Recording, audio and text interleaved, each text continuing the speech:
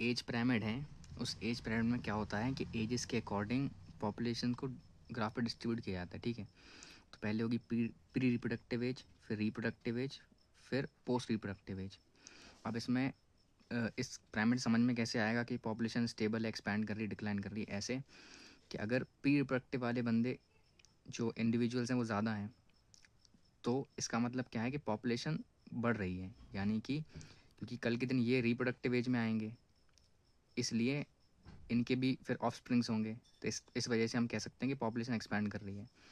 जबकि अगर रिप्रोडक्टिव और प्री रिप्रोडक्टिव एज के जो इंडिविजुअल्स हैं वो बराबर नंबर में हैं, तो इसका मतलब ये है कि पॉपुलेशन स्टेबल है। क्यों? क्योंकि ये जो रिप्रोडक्टिव एज वाले इंडिविजुअल्स हैं वो पोस्ट रिप्रोडक्टिव में जाएंगे और फिर वो मर जाएंगे आगे जाके, और प्री रिप्रोडक्टिव वाले रिप्रोडक्टिव एज में आएंगे, तो रिप्रोडक्टिव एज में आने के बाद भी उनका नंबर सेम ही है, इसलिए ये स्टेबल पॉपुलेशन है, यानी कि इसमें इंक्रीज़ नहीं हो रहा है।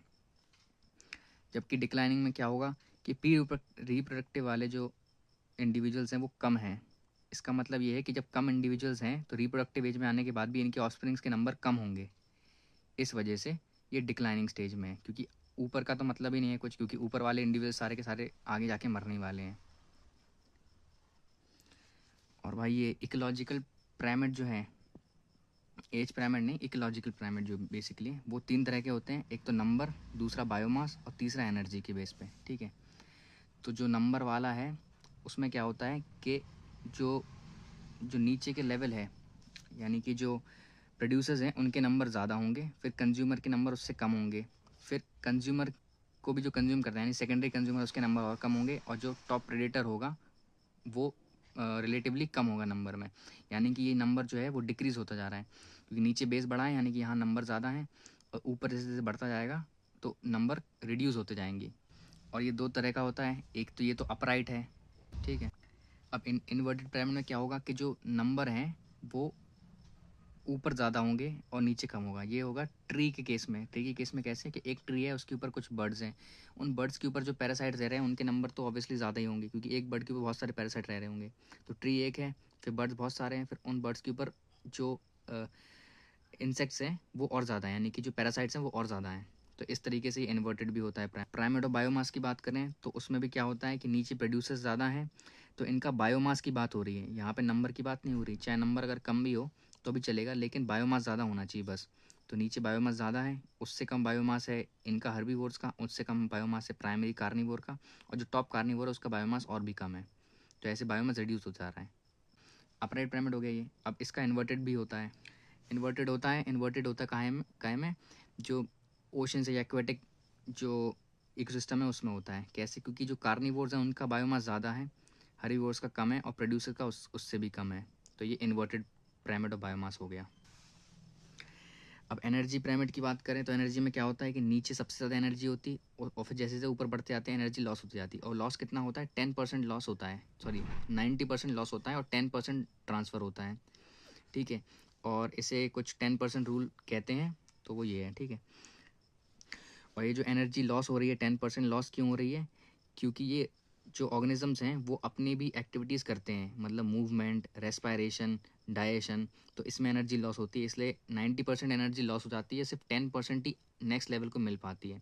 सबसे ज़्यादा एनर्जी किसके पास होती है? नीचे बॉटम में, और फिर धीरे धीरे बढ़ती आती है। अब इसमें यहाँ पे लिखा है डिकम्पोजर, तो डिकम्पोजर के पास सबसे ज़्यादा एनर्जी नहीं होती है, ये थोड़ा गड़बड़ है। प्रोड्यूसर के पास सबसे ज़्यादा एनर्जी होती है, क्योंकि प्रोड्यूसर ही एब्जॉर्ब करते हैं। तो यहाँ पे नंबर लिखा है प्रोड्यूसर के केस में लिखा है, यहाँ डिकम्पोजर में नहीं लिखा है।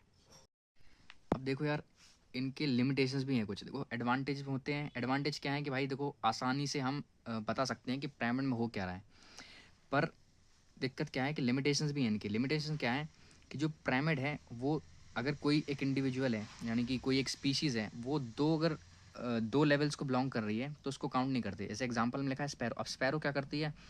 जो सीड्स हैं वो भी खाती है और इंसेक्ट भी खाती है। तो सीड्स खा रही है अगर, तो वो हर्बीवोर हो गई, और इंसेक्ट को खा रही है तो वो क्या हो गई? मतलब कार्निवोर हो गई। तो अब दोनों खा रही है तो हर वो ओमनीवोर में कैटेगरी में आएगी। तो किस लेवल पे हम उसे रखें? कंज्यूमर में रखें, मतलब कि जो प्राइमरी कंज्यूमर रखें कि सेकेंडरी कंज्यूमर रखें? तो ये थोड़ा कॉन्ट्रडिक्शन हो जाता है यहाँ पे। और इंसेक्टिवोरस प्लांट्स होते हैं। अब देखो प्लांट तो देखो फूड बनाते हैं खुद के लिए, पर इंसेक्टिवोरस प्लांट्स क्या है कि इंसेक्ट्स को खाते हैं, तो इनको कहाँ रखेंगे हम? ये दिक्कत है इसमें। और ये एज्यूम करती है कि फूड चेन है, जबकि फूड चेन तो नेचर में सिंपली एग्जिस्ट करती ही नहीं है, क्योंकि फूड वेब होता है, यानी कि एक ऑर्गेनिज्म को बहुत सारे अलग ऑर्गेनिज्म खा सकते हैं और एक ऑर्गेनिज्म बहुत सारे अलग अलग वैरायटी के ऑर्गेनिज्म को खा सकते हैं। ठीक है, अब ये, हाँ वो ये बात हो गई, फूड वेब को इंक्लूड नहीं करते हैं ये। मोर ओवर जो डिकम्पोजर्स हैं और सेप्रोफाइट्स हैं, जो कि डेड और डिकिंग मैटर पे रिलाई करते हैं, उनको तो इसके अंदर रोल ही नहीं मिलता। कि भाई उनका तो बहुत इंपॉर्टेंट रोल होता है, पर उनको तो रोल ही नहीं मिलता इस केस में। तो ये इसकी एक लिमिटेशन है। तो आई होप कि कुछ इससे समझ में आएगा, हेल्प मिलेगी।